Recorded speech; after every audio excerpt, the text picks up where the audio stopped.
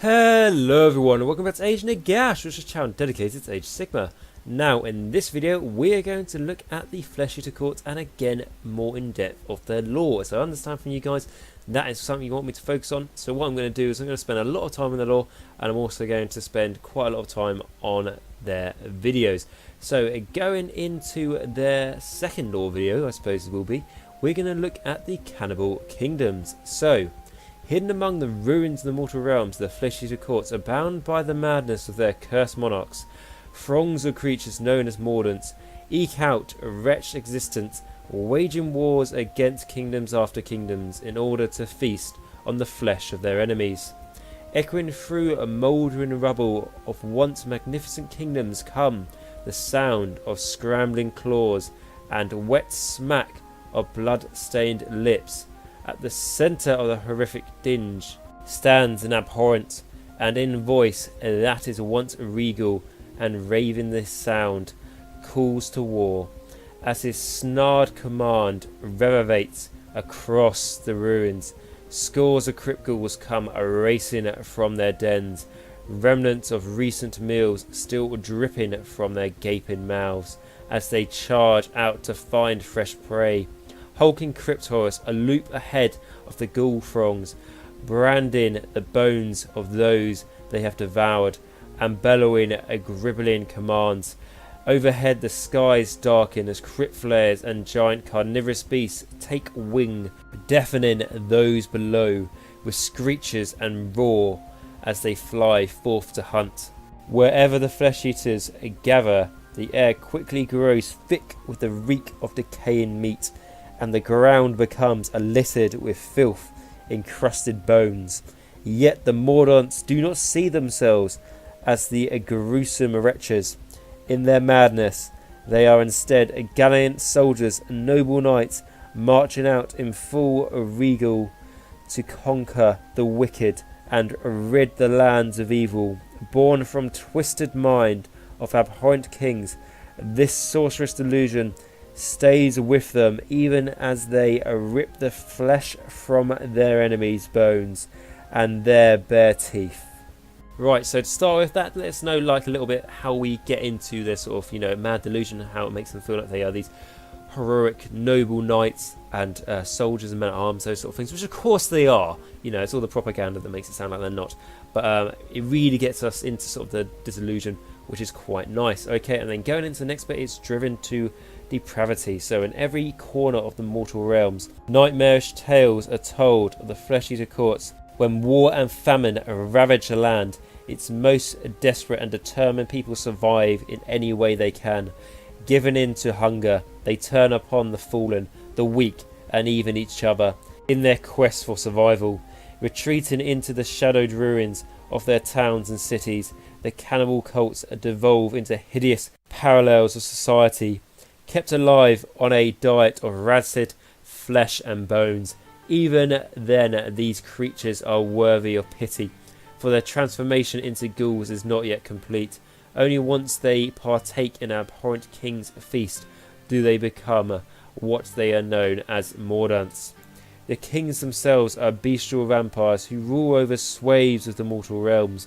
By strength of their ragged courts, completely delusional, they have become known as abhorrents by their soul-blight kin. Abhorrent ghoul kings are so lost in their madness that they believe themselves to be immortal monarchs, while abhorrent regents perceive themselves as emperors, ruling over vast domains. When they come to a place infested with cannibals, they see not monsters, but starving peasants and soldiers eager for the hand of a beneficial master. Each abhorrent is more than just a disillusional beast, more than just madness. They are also the source of contagion of the madness. Weak minds are quickly turned, but even the strong-willed soon see their king as he sees himself. Before long, those that once hid in shame from the light stand tall, armoured and disillusioned. In the mockery of civilization, the abhorrents bring them into the court, inviting the pale horrors that bow and scrape in his presence to join in his grisly feast. By the will of the abhorrents do the courts conjugate in the realms, gathering up feasts from among the living and the dead. They rend apart their enemies and prepare the flesh of the fallen for the Lord's culinary pleasures. Some Mordants might even be blessed to sup the king's blood. In their minds, are drinking wine from their master's table. However, the thick crimson drought brings with it terrifying transformation. These creatures arise as drooling horrors, slaved utterly to the new master and stripped of what remained of their sanity. In time, a few of these blessed ones might even ascend from Mordants to join the vampire ranks of the abhorrent, and if fortunate favours them, in turn found their own courts, thus spreading the madness of the flesh eaters. Okay, so that's quite cool. It's basically just telling you how, a civilization gets from, basically chaos coming, knocking it down, or Stormcast turning up, killing innocents, destroying a kingdom, and leaving it to rot, and then how that sort of starving civilization, what remains of it, turns into the flesh eater courts. And it also tells you about, there's like slight, transformations, it's not just turning into a cannibal, and that makes you look like a hideous monster anyway. Actually, by being in part of this madness and being effective, it actually transforms the soul and the body as a whole. I mean, I'm sure we're going to get to it later in the battle tome, maybe in this video or another video, depends where they talk about it.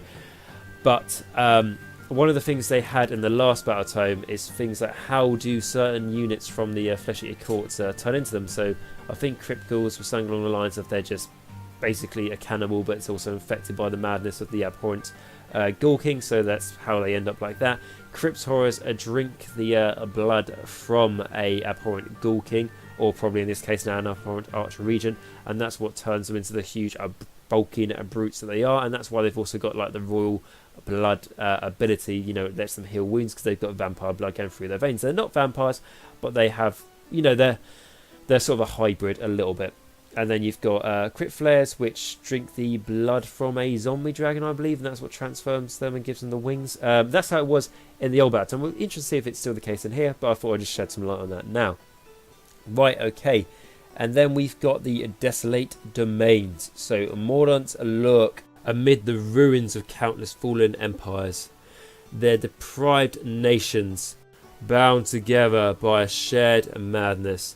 As the abhorrent kings who rule over these fallen kingdoms grow in power, so too do their mockeries of civilization slowly spread their sinister influence further across the realms. By beginning of the age of Sigmar, the flesh eater courts thrived in dark corners across the mortal realms for centuries beyond count. The abhorrents had followed the heady scent of battle, claiming for themselves places to raise their banners and form their courts amidst the mayhem of war.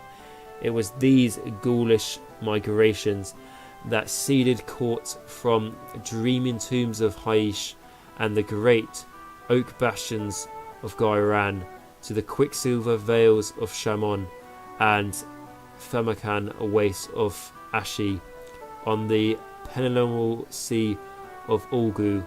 Floating kingdoms are filled with countless mordant shadows, while the splitter-bridge cities of Shaish carrying deltas gown under the weight of corruption cannibals. Okay, apologies guys, sort of a lot of made-up words I had to read in a row. Probably got a lot of them wrong, but sort of got a bit of a tongue twister there. Anyway, back to it. It says, outside of Azir, there are few lands within the mortal realms that do not conceal a court, as mortal, demon and undead armies storm through realm gates or march across continents to war. The flesh eaters often go to battle both with and against them. Many courts have made their homes around realm gates, learning that these places of power and riches and the nearby lands are always ripe for bloody harvest. Often an invader will have no knowledge that they are walking into a domain claimed by an abhorrent until the ruins around them come alive with a thousand set of hungry eyes. Utilising the sorcery of these gates, there also exist sprawling flesh-eater alliances. Kings and their courts having divided up portions of the realms and used the gates to connect their ruinous lands.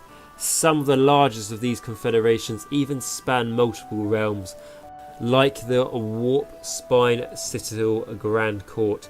Amidst the vast ruins of this once a great fortification, countless courts have arisen to infest the castle's great bastion, each of which exists in a different realm. Wargspine is a stronghold many foes have tried to claim, through all have failed. From the perspective of the abhorrence, the other races are usurpers and invaders, unholy barbarians, hammers at their gates, and slay their subjects, as thus deserves only death. After all, it is the duty of a good king to watch over the people and keep them from harm, no matter how far the Mordants and their abhorrent kings spread throughout the realms. Their wretched presence always draws the gaze, and Nagash, the Lord of Death, has long held plans to flesh-eaters, despite the strange place they occupy. Being neither fully living nor truly dead, Nagash considers them his own, and there has been a shadowy struggle fought between the flesh-eaters and their deathless god over the centuries. Some have journeyed to the realm of death to kneel before the necromancer, their kings cowered by the death god's might. Many, however, have purposely put distance between themselves and their would-be overlord, fearful of the revenge the god of death might visit upon them. And then that sort of shows, the sort of differences the fleshly courts have with Nagash, and that might get into more detail later in the battle, we'll have to wait and see. And going into the next bit is going to be a little short story, which is from the battle tome. So it says, King Pilgrim looked down into the valley before him, surveying the hovels and gore-filled trenches of the enemy encampment. Withering amongst the filth and squalor, he saw pallid bodies of his foe, wretched creatures all, who do not show any signs of mercy or any semblance of chivalry. He had long pursued these monstrosities, having driven them from his land. After years of their predations against his subjects, he had hounded them into their squalid realm, and slaughtering them without resistance, that his kingdom might at last be free of their curse. Now but a single band of them remained, but no more than 500 in number, and he had them cornered in a valley below. Soon they would be no more, and the nightmare they had brought to his people would finally be over. Peregrine raised his sword arm high, then glanced over his shoulder at the gleaming ranks of armoured soldiers behind him. "Show them no mercy," he bellowed. The soldiers advanced as one. Infantrymen poured over the crest of the hill. Crisp rose, moving swiftly yet position fit for a parade ground. Alongside them rode the knights of the domain, their flapping banners proudly displaying the colours of every dukedom in the kingdom. With his army in full advance, Peregrine pressed his heels into his mount, signalling the griffin that it was time to fly into battle. The magnificent beast launched itself into the air, and with a powerful beat of its wings began soaring forwards over the heads of the soldiers below, down the ridge towards the wretched enemy. "Show them no mercy," Pilgrim shouted. Again his impassioned voice carried over the clatter of arms and armour. His loyal troops replied in kind, with their battle cry echoing across the valley. Castor of Veldan, last general of the Sapphire Kingdoms, heard the inhuman snarling filtering down into the valley. He reached for his scabbard and rushed out of his tent, weary and trying to recall how many troops he had left after the last engagement. Whatever the number, it would not be enough. Emerging through the tent folds, the general saw the few remnants of his once grand army forming up for a last defence. Their bravery could not be denied, even now when all hope had been taken. Veldan looked beyond his troops and saw the endless swarm of ghouls and cryptors pouring down the ridge towards them. Flying above them upon an undead monstrosity was the leader, the Ghoul King, who had hunted the people of the Sapphire Kingdoms to extinction. Veldan knew that soon he and his soldiers would be gone, his flesh ripped from his bones and devoured by the mad throng of the enemy. He knew this, yet he drew his sword, stood beside his troops, and prepared to die with honour. Okay, so that's like the little story they have got here, like at the end of this section. Pretty cool there. Basically, just sort of, I love it how it's like, you know, the first half is all about the sort of chivalry and all that sort of the delusion of the flesh-eater courts, and you know, like obviously, if you play flesh-eater courts, you know a little bit about them. You can tell, read through this, that is the flesh-eater courts. It's not, you know, like a noble king on his griffin, all those sorts of things, but it's that lovely sort of nice twistedness of it and how it gets revealed towards the end. Just a little short story, but I think that's really which it adds the character you really need to sort of like get drawn towards an army. So little stories like that do go a long way. Okay guys, so that's where I'm going to end the video. So yeah, it's a shorter video than it normally is. You know, normally my videos are, well, very long. However, this, like I said in the last video, you guys responded to me fantastically, telling me what you would like. A lot of emphasising on lore. If I'm honest, more emphasising on lore than I would have originally anticipated. Not in a bad way, in a good way though. You know, that's pretty cool. Just because I've always sort of expected, you know, the people wanting to know about the, you know, gameplay mechanics and stuff to be way above people's priority for the lore. However, it's nice to see it's more of a 50-50. So I am going to enjoy doing more on the lore here. Like I say, shorter video, however, there's going to be quite a few multiple lore videos. So you can expect to see that. And if they're shorter videos, it means that I can, you know, more than likely keep up my, you know, 1 video a day record I'm trying to do at the moment. And that is it for this video. So if you enjoyed the video, please like, subscribe and comment down below. So that does all go such a long way to help me. I did also want to say to you guys that I have just noticed that I've gone over 1,000 subscribers. Absolutely unbelievable, guys. Honestly, I didn't even see this channel get into like this. Like when I first started, I talked about it, you know, like a little while ago, saying like when I got my first subscriber, absolutely amazing. And now the fact that I've got, you know, like 1,000, if not just a little bit more, is honestly absolutely amazing. I can't even begin to express my feelings about it. So what I'm going to do later, I'm going to do a separate video, basically the 1,000 subscriber video. I think a lot of channels do it when they get to that amount, and yeah, I'll talk about things more in detail then, but I just wanted to say a massive thank you if you're watching this video and you're a subscriber. Okay guys, so as always, I'm going to thank you again for watching this video, and remember, until next time, Nagash is all, and all is one in Nagash.